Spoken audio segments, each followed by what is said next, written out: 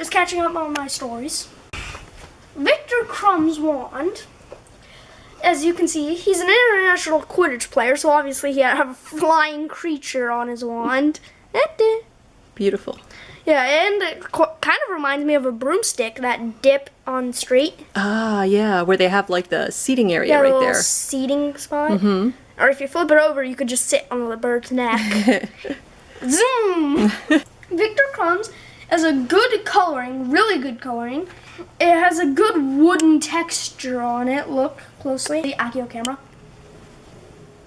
Okay, that's too close. As you can see with the bird's head, it's very detailed. The Accio camera. Once again, too close. And he isn't really famous for any spells, but he got to date Hermione. yes, he did get to date Hermione. As to Ron's And he was jealousy. a professional sports player. As to Ron's jealousy. Yes. And yes, he was a professional Quidditch player.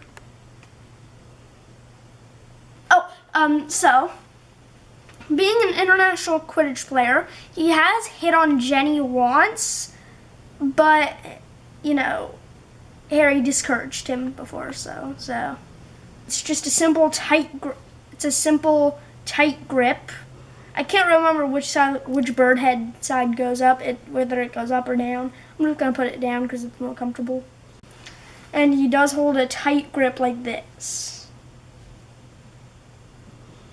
Obviously, he needs a tight grip if he's gonna hold on to it when flying. Not that I would, but you know, cuckoo. Accio camera.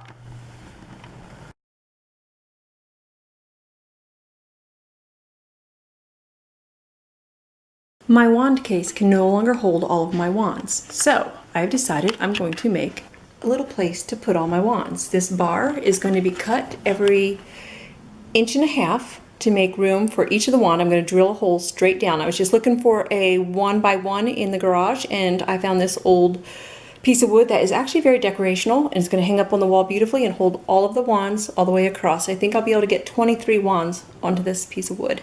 So here I go. The next step is to drill some holes going straight down.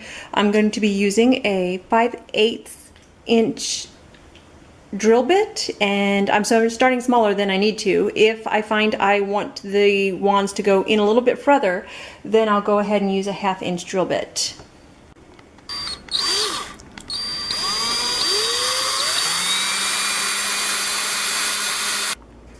Once I got all the holes drilled, then I gave it a light sanding.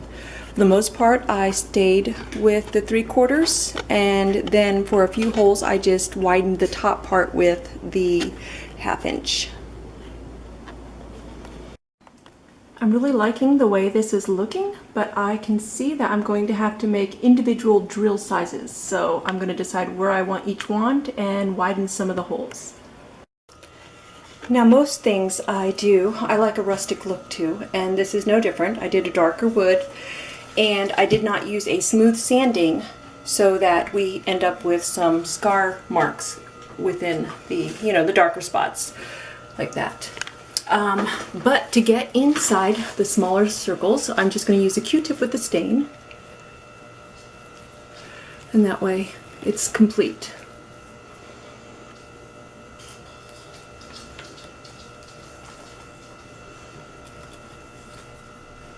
Here's the wand rack completed. I've left some spaces here for when I get more wands.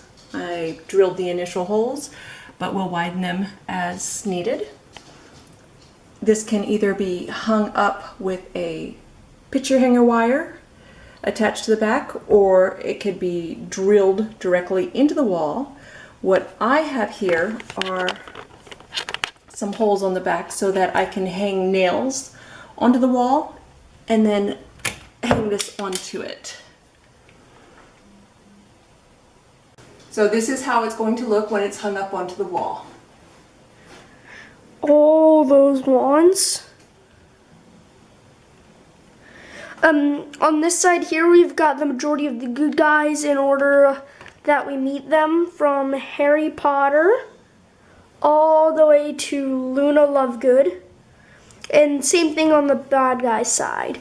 First we meet Draco, then Narcissa, then the Death Eaters, then Voldemort, then Bellatrix. Out of the ones that we have so far. Yes, out of the ones that we have so far. Okay. So that's how you make a wand holder in the simplest fashion.